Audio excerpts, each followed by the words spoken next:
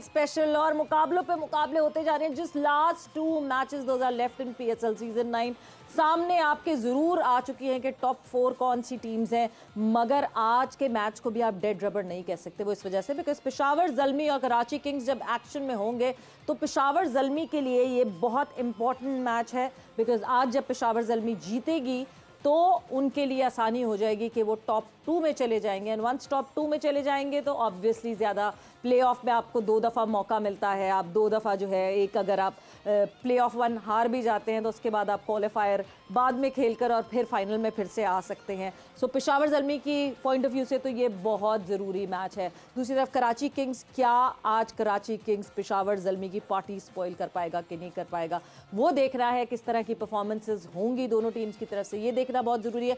And क्या momentum carry forward करके पेशावर ज़ल्मी जो है वो नॉकआउट की तरफ आगे बढ़ेगी, बात करेंगे इस मैच के हवाले से। मैं हूँ सवीरा पाशा और मेरे साथ मौजूद है हाफिज़ मोहम्मद इमरान। और जैसा कि अभी जिक्र किया सवेरा ने कि अगर नंबर 2 पर जाते हैं तो आपको ये फ़ायदा ज़रूर होगा कि जब आप क्लासिफिकेशन में हो जाते हैं तो आपको एक फ़ायदा हो जाता है कि आप कहाँ पर अगर एक गलती हो भी जाती है तो आपके पास दोबारा मौका रहता है ट्रॉफ़ी जीतने के सफ़र का। इसके साथ साथ क्योंकि अभी से कुछ देर पहले सवेरा मोहसिन नकवी साहब ने हल्फ भी लिया है और वो पाकिस्तान क्रिकेट बोर्ड के चेयरमैन भी हैं, तो क्रिकेट के हलकों में तो ये बातें हो रही हैं क्या नकवी साहब 2 कश्तियों में सवार रहेंगे, एक कश्ती में चले जाएंगे, दोनों ओहदे संभालेंगे या एक ही ओहदा संभाल कर आगे बढ़ेंगे। तो ये चीज़ें भी साथ ही साथ ज़ेरे बहस हैं क्रिकेट के हलकों में। बिल्कुल जी, ये इस पे बात होना भी ज़रूरी है।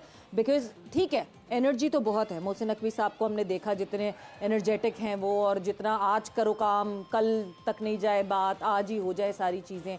बट क्या वो एनर्जी 2 जगह पे डिवाइडेड हो सकती है, क्या काम हो सकता है?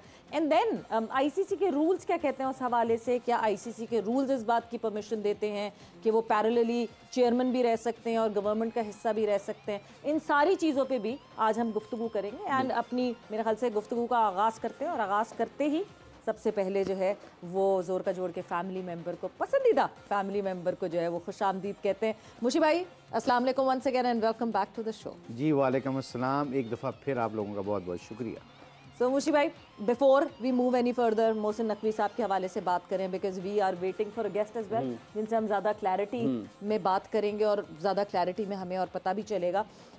आज का मैच एक तरफ है कराची किंग्स जो कि जाहिर सी बात है बॉटम ऑफ द टेबल। ये मुझे लग रहा है पुराने ज़माने पीएसएल के फिर शुरू हो गए जब लाहौर कराची दोनों जो है बॉटम ऑफ द टेबल बैठी हुई। But Peshawar Zalmi and Karachi Kings, an important match for Peshawar Zalmi's point of view.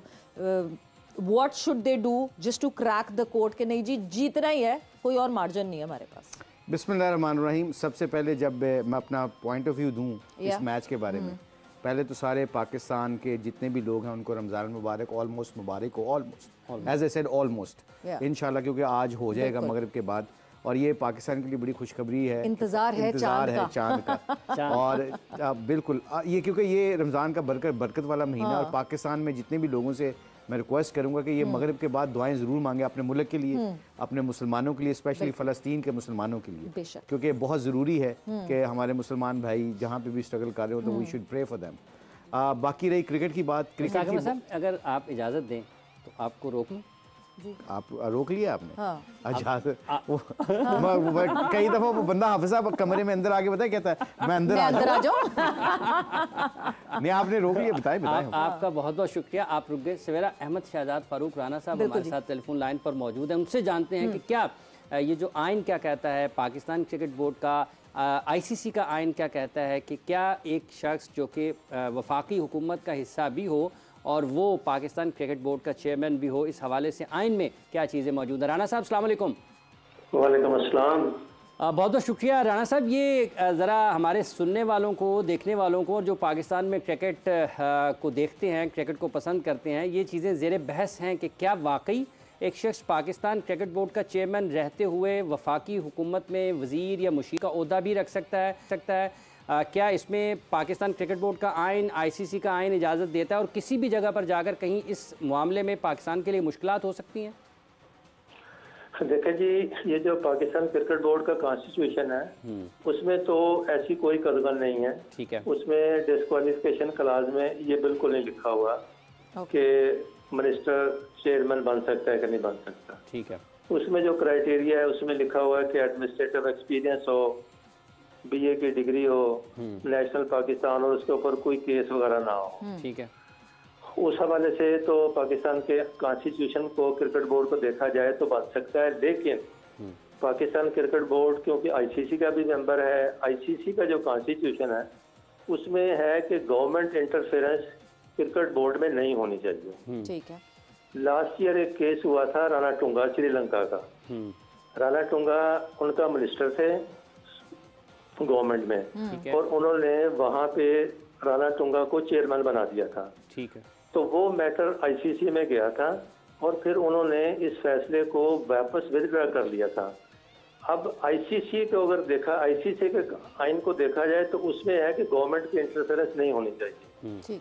Minister का चेयरमैन बनना आईसीसी के कानून की रूह से बादियो नजर में एक गवर्नमेंट इंटरफेरेंस नजर आती है। लेकिन उसमें वो जो उस वक्त के जो चेयरमैन थे शमी सिल्वा, जिसको उन्होंने रिमूव किया था, वो आईसीसी में गए थे। मेरा ख्याल है कि अगर कोई अग्रीव नहीं जाता, उसमें उन्होंने रिमूव किया था इसलिए वो गए थे।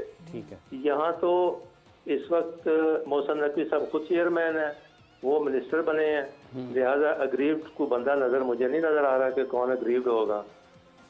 तो आईसीसी के आइन जो है ना वो और बात कह रहा है, पाकिस्तान का आइन और बात कह रहा है इस वक्त जो इस तनाज़ुर में। यानी पर्टिकुलरली अस्सलाम वालेकुम sir, Savera Pasha here, particularly अगर कोई पाकिस्तान क्रिकेट बोर्ड से इस बात की कंप्लेन आईसीसी में नहीं करता है तो आईसीसी भी साइड पे नजरें करके कहेगी थैंक यू वेरी मच, चलता रहे जैसे सिस्टम चल रहा। क्योंकि देखें जब तक उनके पास नहीं जाएगा तो वो कैसे इस इशू को आगे लेके जाएंगे। ओके, ठीक है।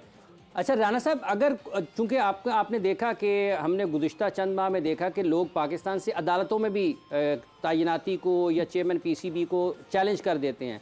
अगर कोई एक पिटीशन किसी भी अदालत में फ़ाइल हो जाती है और कोई शिकायत पाकिस्तान क्रिकेट बोर्ड से या पाकिस्तान क्रिकेट बोर्ड नहीं पाकिस्तान से कोई शख्स आईसीसी को कर देता है कि ये चूंकि जैसा आपने कहा कि बादियो नज़र में ये हुकूमती मदाखलत है, तो उस सिलसिले में फिर सारी चीज़ें आईसीसी की तरफ होंगी।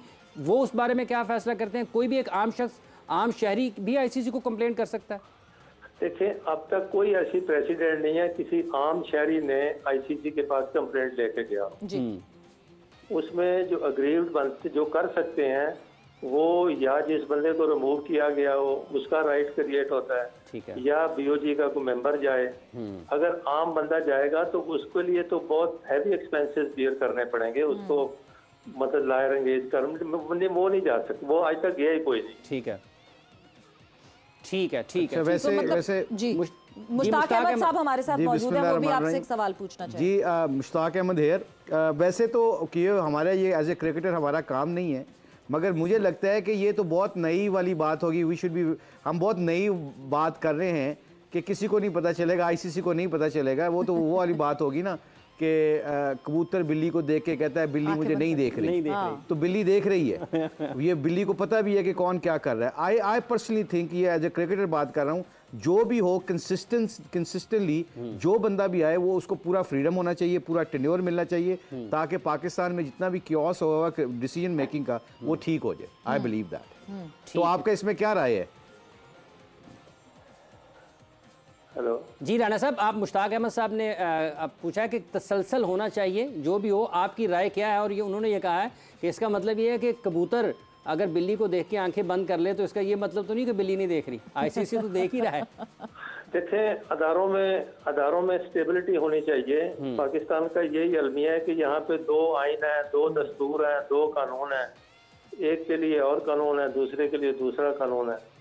तो ये तो पाकिस्तान की बदकिस्मती है कि यहाँ पे आइन और कानून को उस तरह नहीं लिया जाता जिस तरह के महज़ब माशरों में लेना चाहिए और ये होना चाहिए।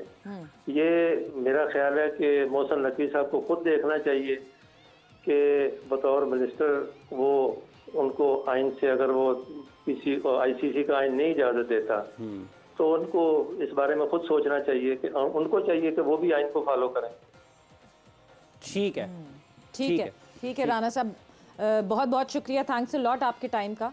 और वाकई ये एक ऐसी डिबेट है जिस पे एक तरफ आप ये सोचें कि हाँ जी कंसिस्टेंसी होगी, एक एनर्जेटिक इंसान हमें दिखा है, अभी थोड़ा सा ही टाइम फ्रेम हुआ है, but he has got some very positive vibes अभी तक जितना हमें पता है, because I don't know him personally, मैं आज तक कभी उनसे फेस टू फेस मिली नहीं हूँ, मगर एक वो दिख रहा है कि हाँ जी ये भी कर दो, वो भी कर दो, उसका कॉन्ट्रैक्ट मंगाओ, उसको बुलाओ, ये कर। इतने अरसे से वो एक चीज़ अटकी हुई थी कि रावलपिंडी पे जो कुर्सियाँ लगनी है उसके 3 कंपनीज थी जिन्होंने अप्लाई किया हुआ था, उसका साइन नहीं होकर दे रहा था कि उन तीनों में से किससे करवाना है, और वो शादी की कुर्सियाँ लगे जा रही थी।